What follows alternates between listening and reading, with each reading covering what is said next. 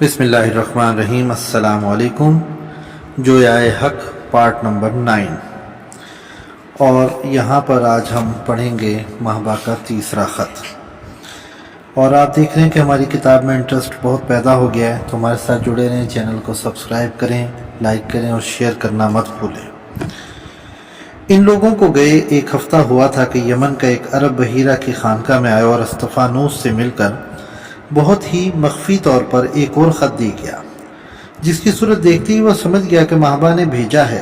اس سے پوچھا کہ جس شخص نے خط تم کو دیا ہے کس حال میں، وہ کہاں ہے؟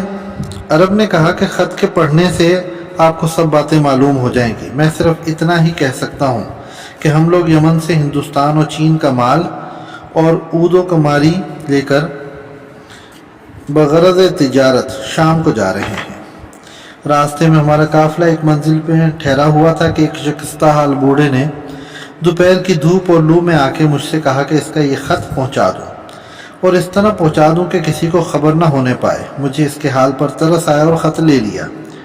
یہ کہہ کے وہ چلا گیا اور استفانوس نے وہ خط لے جا کر اپنے مرشد بحیرہ کے سامنے پیش کر دیا۔ بحیرہ نے بڑے شوق سے لے کر اسے کھولا اور پڑھنا شروع کیا۔ اس کے الفاظ حسب ذیل ہیں: میرے مرجع و ماوا، اپنی جو کچھ حالت اس سے پہلے عریضے میں عرض کر چکا ہوں وہی ہے، بلکہ اس سے بھی بدتر ہے۔ مگر مجھے شکایت نہیں، میں نے کبھی اپنے آپ کو کسی سے زیادہ معزز نہیں سمجھا کہ بے عزتی کی شکایت کروں، نہ میں نے کبھی اپنے تئیں معصوم و بے گناہ خیال کیا کہ جو سزائیں دی جائیں ان کا شکوہ کروں۔ بہرحال صبر و شکر کے سوا کچھ نہیں کہتا۔ مگر جناب، کوئی اس قدر جلد دوبارہ زحمت دینے کی یہ وجہ ہے کہ اسی ہفتے میں مجھ سے دو شخصوں کی ملاقات ہوئی جن سے نئے پیغمبر صلی اللہ علیہ وسلم کے زیادہ حالات معلوم ہوئے، اور ان سے حضرت کو واقف کر دینا ضروری سمجھتا ہوں۔ ان دو شخصوں میں سے ایک تو مکے کا بت پرست تھا جو ایک قافلے کے ساتھ آ کے میرے باغ میں ٹھہرا۔ میں نے اس کی خدمت کی اور اسے خوش کر کے مکے کے حالات دریافت کیے۔ یہ غنیمت ہے کہ شمون کے اس باغ میں جو وارد و صادر آئے اس کی خدمت کرنا میرا فرض ہے، جس کی میرے آقا اکثر تاکید کرتے رہتے ہیں۔ مجھے مسیحی سیاحوں سے تو بات کرنے کی اجازت نہیں، وہ سیاح ادھر آتے بھی کم ہیں، لیکن اور چاہے کسی مذہب کا دشت نورد آئے، اس کی مہمانداری کرنا، اسے آرام پہنچانا اور اس کے لیے ضروری سامان فراہم کرنا میرے ذمہ ہے۔ لہذا مکے کے اس عرب کو میں نے اپنے موافق بنا سکا۔ پہلے اس سے مکے کے مشہور بت خانے کا کعبے کا تذکرہ رہا کہ اس میں سینکڑوں بت رکھے ہوئے ہیں، اور سب سے بڑا بت حبل ہے جو اہل مکہ کا قوی دیوتا ہے۔ ان نئے پیغمبر کو ان بتوں سے سخت نفرت ہے۔ ان کو ابتدا ہی سے بتوں سے انس نہ تھا۔ ان کے اعزاء و قارب کعبے میں جا جا کے بت پرستی کرتے، مگر وہ الگ سے الگ ہی رہتے ہیں۔ ان کے اس طریقے کو ابتداً ان کی قوم والے خاموشی سے برداشت کرتے رہے، گو کہ سب ان کے اس فعل کو ناپسند کرتے تھے، مگر ان میں ایسی اعلیٰ درجے کی اخلاقی خوبیاں اور نیک نفسی کی باتیں تھیں کہ کسی کو ان سے قطعی عداوت نہ تھی، بلکہ ان کی عزت و قدر کرتے تھے، اسی لیے کہ ان کے ہاتھ سے بڑے بڑے کام انجام پا چکے تھے، اور قوم میں کم ایسے لوگ تھے جو کسی نہ کسی وجہ سے ان کے زیر بار احسان نہ ہوں۔ لیکن بت پرستی کی مخالفت کا جوش ان میں یکا یک بڑھا، اور انہوں نے چپکے چپکے اپنے مخصوص دوستوں سے کہا کہ خدا بت پرستی کو ناپسند کرتا ہے، اور اس کے ساتھ ہی ساتھ ہماری قوم میں ایسے سینکڑوں خرابیاں پیدا ہو گئیں کہ خدا مجھے حکم دیتا ہے کہ ان سب چیزوں کو مٹانے پر کمر باندھوں، اور خدا کے جو بندے خدا کو بھولے ہوئے ہیں ان کو اس واحد بے ہمتا کے آگے اللہ کے کھڑا کر دوں۔ جن دلی دوستوں پر پہلے اس راز کا انکشاف کیا گیا، انہوں نے قبول کر لیا اور ان پر ایمان لے آئے، لیکن ابھی تک اس پیغمبر صاحب کی تبلیغ ایک راز تھی جس سے خاص وہی لوگ آگاہ تھے۔ اگرچہ بہت سے لوگوں میں سرگوشیاں ہونے لگی تھیں، مگر چونکہ دعوت حق راز تھی، اس لیے ان کی مخالفت بھی دشمنوں کے سینوں کے اندر ہی تھی، باہر نکلی نہ تھی۔ اس کے بعد ایک دن انہیں حق پرستی و حق شناسی کا کچھ ایسا جوش ہوا کہ بے اختیار گھر سے نکلے اور اپنی بے کسی و تنہائی کا خیال کیا، نہ اپنے طرفداروں اور دوستوں کی کمزوری کا لحاظ کیا۔ بے اختیار اپنی قوم اور اعزاء کے سامنے کھڑے ہو کے علل اعلان کہہ دیا: لوگو، برے کاموں کو چھوڑ دو، بدکاری سے باز آ جاؤ، تمہارے معبود جھوٹے ہیں، جن کو تم پوجتے ہو وہ پتھر کے بے جان پتلے ہیں، اور وہ جب اپنے पिंडे से अपने कंधे से मक्खी तक नहीं उड़ा सकते तो तुम्हारी मदद क्या करेंगे। इन्हें तोड़ ताड़ के फेंको और काबे के जो हज़रत इब्राहीम और इस्माइल का बनाया हुआ इबादत खाना तौहीद है बुतों की निजाजत से पाक कर दो। दरअसल ये बुत ना तुम्हारे खुदा हैं ना हाकिम, ये ना तुम्हें नुकसान पहुंचा सकते हैं ना नफ़ा। यकीन के साथ ईमान लाओ कि तुम्हारा खालिक और माबूद वही खुदाए वाहिद और लम यज़ल है जो तुम्हें पैदा करता पालता और जब चाहता है अपने पास बुला लेता है। इसलिए इसकी तरफ तवज्जो करो, कुफ्र शिर्क से बाज आओ और ऐसा ना करो कि तुम्हारा वही हशर हो जो तुमसे पहले सरकश काफिरों और मुशरिकों का हो चुका है। इनकी ज़ुबान से अल्फाज सुनते ही मक्के वाले खुसूसन उनकी कौम और बरादरी के लोग जानी दुश्मन और खून के प्यासे हो गए और वही शख्स जो इनमें सबसे ज़्यादा अच्छा था एक चश्मे ज़दन में बुरा हो गया। सब के सब बिगड़ खड़े हुए और तरह तरह की दुश्मनियाँ की जाने लगी। जिसको अमीन और दयानतदार और बिल्कुल सच्चा जानते थे अब से उसे झूठा मक्कार कहने लगे और जो फसी व बलीग नासिहाना कलाम वो सुनाता था इसने दिलों पर असर किया तो कहने लगे ये शायर और मजनून है। अब इस दावत के ज़माने में उसकी यह हालत है कि जिधर जाते हैं लौंडे पीछे पीछे तालियां देते हैं, बूढ़े मस्खरा करते हैं और तहकीर व तज़लील करते हैं। मौसम हज में जब वो दूर दूर के कबाइल आके मक्के के गिर्द पड़ाव डालते हैं तो ये पैगंबर उन बैरूनी लोगों की हिदायत के लिए इनमें जाते और इन्हें समझा समझा कर सच्चाई और नेकी की तालीम देते हैं। मगर इनके साथ साथ ही इनकी कौम यानी कुरैश के बाज़ शोधे भी लगे होते हैं और लोगों से पुकार पुकार कर कहते हैं इसकी बातों में ना आना, इसके कहे को ना सुनना, इसका ना कोई दीन है ना ठिकाना ना इसके अकीदे का। चिकनी चुपड़ी बातें बना बना कर ये लोगों को बहकाता और गुमराह करता है और इस पर भी जब देखते हैं कि वो कलाम इलाही सुना ही जाता है और लोगों पर इसका असर होने लगा है तो ख्वामख्वाह इस कदर चिल्लाना और शोर गुल मचाना शुरू कर देते हैं कि कान पड़ी आवाज़ नहीं सुनाई देती और उनके अल्फाज किसी के कान तक नहीं पहुंचने पाते। लेकिन बावजूद इन योशियों और बदतमीज़ी की मुखालफतों के इनका मामूल है कि वो रोज़ घर से निकल के जहाँ लोगों का मजमा सुनते हैं पहुँचते हैं और तौहीद का आवाज़ शुरू कर देते हैं। किसी के यहाँ शादी हो या गमी, कोई जलसा हो या मजमा, वो ज़रूर पहुँचते हैं और लोगों की तरफ खिताब करके कहते हैं दुनिया के काम तो होते हैं, होते ही रहेंगे, तुम मुझसे दीन की दो बातें सुन लो जिन पर तुम्हारी निजात ही नहीं दुनियावी फलाह बहबूद का भी दारो मदार है। सबसे बड़ी चीज़ जिससे अरब के बड़े बड़े शायरों और अदीबों के अकल चक्कर में है ये है कि इन लोगों को अपनी शायरी और सहर बयानी पर नाज है। जहाँ मेले या बाजार होते हैं वहाँ वो जमा होकर अपना कलाम सुनाते और तकरीरें करते हैं। इन्हीं में इन पैगंबर साहब का भी मामूल है कि जाते और उनके बाद अपना इल्हामी कलाम सुनाते हैं और जहाँ उन्होंने लब हिलाया सबका बाजार सर्द पड़ जाता है। अगरचे इस वक्त अक्सर मक्के के शोर व पुश्त बदमाश इन पर तानो तशनी करके गालियां देते हैं, मुंह चढ़ाते और उनको पत्थर खींच खींच कर मारते हैं जिससे कभी वो ज़ख्मी भी हो गए, मगर इनका कलाम बग़ैर असर किए नहीं रहता। 2-4 दिन में कायल होकर इन पर ईमान ले ही आते हैं। मुझे मालूम हुआ है कि एक मुद्दत तक ये हालत रही कि जिधर जाते हैं मक्के के बाज़ बदमाश बाजारी लोंडे और बहुत से औबाश उनके साथ हैं। इनकी तहकीर व तौहीन करते हैं, गालियाँ देते हैं, संगबारी करते हैं, मगर वो इस तूफ़ान बदतमीज़ से मतलब तारुज़ नहीं करते, खामोशी से चले जाते हैं। और जहाँ कोई अजनबी शख्स मिला उन्होंने इसे समझाना, हक़ की राह बताना और अपना इल्हामी कलाम सुनाना शुरू कर दिया। चंद ही बातें करने पाते हैं कि लोग गुल मचाने लगते तो ऐसा हंगामा बर्पा करते कि इनको खामोशी और बेबसी के साथ आगे की राह लेना पड़ती। मुखालफों ने इनकी तकरीर और वास का असर मिटाने का आसान सा तरीका समझ लिया कि हर अपने पराये से कहते हैं फिरते हैं कि ये शख्स जादूगर है और जादू की वजह से इसका कलाम में असर पैदा हो गया। इस पर भी 2-4 आदमी इनके पेरो ज़रूर हो जाते हैं और उनकी जमात रोज़ बरोज़ बढ़ती ही जाती है जिसको देख के अहले मक्का और तैश में आते जाते हैं। आखिर जब यूँ इनका जोर न चला तो ईज़ा रसानी के दर पे हुए। अभी तक फ़कत इस बात की कोशिश थी कि लोगों पर उनकी तालीम का असर न पड़े। अब सब पर इस पर आमादा हो गए कि इनको तकलीफ़ें दें, ईज़ा पहुँचाएँ और जहाँ तक मुमकिन हो इनको नुकसान पहुँचाएँ। और साथ ही वो लोग भी सताए जाने लगे जिनकी निस्बत मालूम हुआ कि इन पर ईमान लाए हैं। खुद उनके साथ तो ये सलूक होने लगा कि कोई राह चलते चलते उनके सर पर खाक उछाल के डाल देता है, कोई तमस्खुर करता है, हंसी उड़ाता है और फप्तियाँ कसता है, कोई ढीले मारता है, कोई तलवार लेकर चढ़ाता है और धमकाता है, कोई जो शेर और सुखन में ज़ोक रखता है वो हजोएं कहता है और तोहमतें लगा लगा के बदनाम करता है, गर्ज जिससे जो बनता है करता है। अब कोई दुश्मनी नहीं उठा रखी जाती और औरतें तक इस कदर कीना रखती हैं कि इनके रास्ते में कांटे डाल दी जाया करती हैं जो पाँव में चुभ जाते हैं। एक दिन एक बदमाश ने राह चलते उनके गले में चादर डाल के इस कदर ऐंठी कि इनका गला घुटने लगा और करीब था कि दम निकल जाए, मगर उनके एक दोस्त ने आके बचा लिया और इस नालायक जालिम से कहा, वाह, उस शख्स को सताते हो जो अल्लाह को माबूद मुतलक बताता है। एक दिन काबा में वो सजदा कर रहे थे कि इसी बदमाश ने ऊँट की एक बड़ी भारी ओजरी लाके पीठ पर रख दी जिसके बोझ से वो दबे जाते थे और सर उठाना दुश्वार था।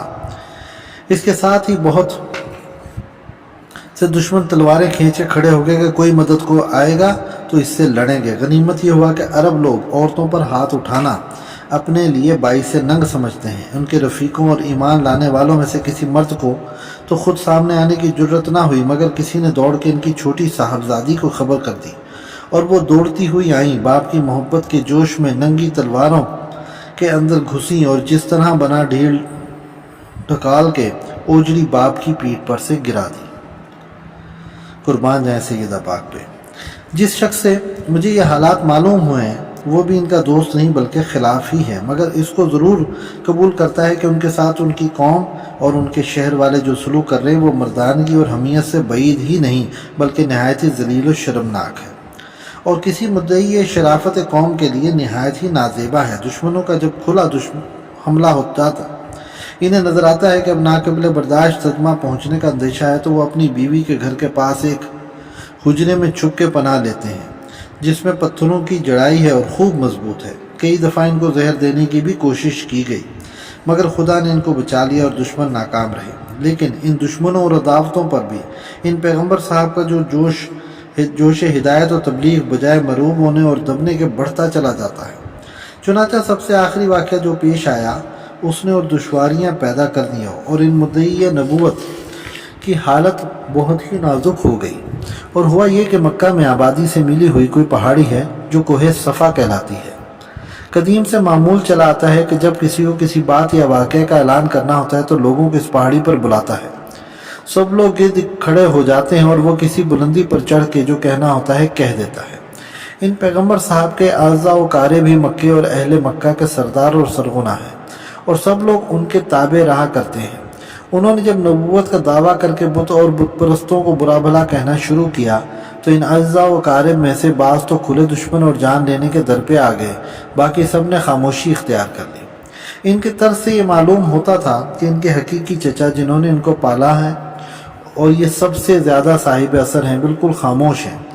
इन्हीं की खामोशी से किसी को इन पर हाथ डालने या उनकी जान लेने की जुर्रत नहीं होती और सब डरते हैं कि अगर वो भतीजे के खून का इंतकाम लेने को उठ खड़े हुए तो क़यामत आ जाएगी और किसी के बनाए कुछ ना बनेगा। बहरहाल हमदर्द अजीज़ों की कमज़ोरी देख के उन्होंने एक दिन ये किया कि सारे अजीज़ों और हम नस्ब मौजूदीन कौम को कोहे सफ़ा पर बुला लिया। सब लोग हस्बे मामूल चले आए और जब सब लोग जमा हो गए तो उन्होंने उनकी तरफ खिताब करके कहा कि सुनो, अनकरीब बहुत ही बुरा वक्त आने वाला है, इससे डरो, इसके ख्याल से कांपो और इन बदमाशों से बाज आ जाओ, इन बदमाशियों से बाज आ जाओ। तुम्हारा ये कुफर और तुम्हारी ये बुत परस्ती बड़ी ख़तरनाक चीज़ है और खुदा को बहुत ही नागवार है। अगर कहीं खुदा का गज़ब नाजिल हो गया तो ये सारा ज़ोर व शोर और ईशान व शौकत सब खाक में मिल जाएगी। इसलिए तौबा करो, बुतों को छोड़ो, खुदा के दीन पर ईमान लाओ और कहो ला इलाहा इल्लल्लाह वहदहू ला शरीक लो। इस नए रसूल के ये नए अल्फाज सुन के सब लोग बिगड़ खड़े हुए और उनके एक दूसरे चचा ने जो बुत परस्ती के दिलदादा हैं, इन पैगम्बर साहब के जानी दुश्मन हैं, अपने इन भाई से जो खुदा शरास भतीजे के हाल पर मेहरबान है कहा, तुमने अपने भतीजे की बातें सुनी? बुजुर्गों को बुरा कहता है और सबका बड़ा खुद बना जाता है। इसके बाद ये सब लोग मक्के में वापस आए और इस घड़ी से आयज़ा व क़ारिब और सारी कौम की दुश्मनी और बढ़ गई और वजह यह हुई कि उसी दिन से इन पैगम्बर साहब ने एलानिया अपने दीन की तबलीग शुरू कर दी। बुजुर्गान ख़ानदान से जो हिजाब था वो भी उठा दिया। इसके साथ ही सब पर यह भी खुल गया कि कौन कौन लोग अपने पुराने दीन को छोड़ के इन पर ईमान ला चुके हैं। इस वक्त मक्का में 100 से कुछ ज़्यादा तादाद इन लोगों की है जो इनके पैरों हो गए हैं और अपने आप को मुसलमान कहते हैं, मगर इनमें ज़्यादातर गरीब और बेकस व बेबस लोग हैं। बाज़ ग़ुलाम हैं जो औरों के बस में हैं और इनके मालिक इन नबी साहिब के दुश्मन हैं, इसलिए वो इन ग़ुलामों पर सख्तियाँ और जोर व तशद्दुद करते रहते हैं और बड़े जुल्म ढाते हैं। यूँ तो सब पर सितम ढाए जाते हैं, मगर ग़ुलामों की हालत बहुत ही नाजुक और अंदोहनाक है। वो तपती हुई रेत पर ठीक दोपहर के वक्त लटकाए जाते हैं और उनके सीने पर जलती हुई सिलें रख दी जाती हैं, मगर इस पर भी वो अपने इस रसूल की पैरवी से बाज नहीं आते। कई मुसलमान जालिम और बेरहम दुश्मन के हाथों जान दे चुके हैं और चूँकि इनका कोई हामी और तरफदार ना है, इसलिए किसी ने उन पर चूं भी ना की।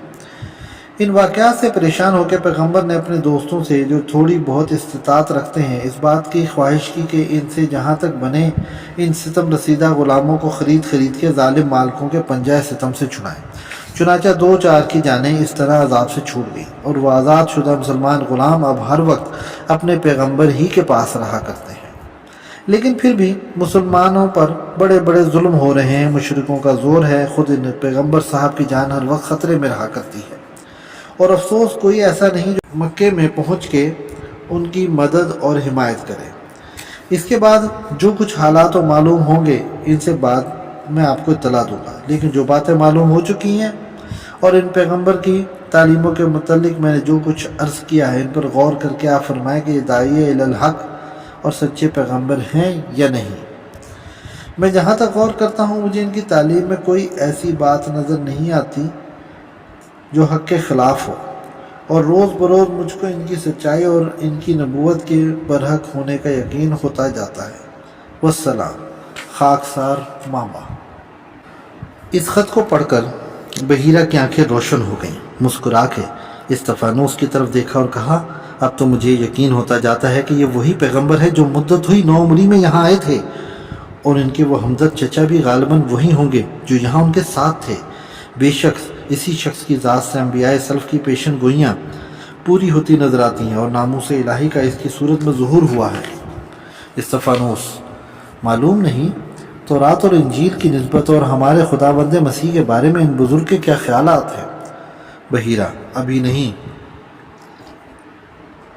वहाँ के बुतपरस्तों की इस्तिलाह से फुर्सत कहाँ कि दूसरे अमूर की तरफ तवज्जो करें, लेकिन मुझे यह मालूम होना चाहिए कि बुज़ुर्ग हादी जो अरब में पैदा हुए हैं कहते क्या हैं, किन किन कामों का हुक्म देते हैं और किन किन बातों से लोगों को रोकते हैं।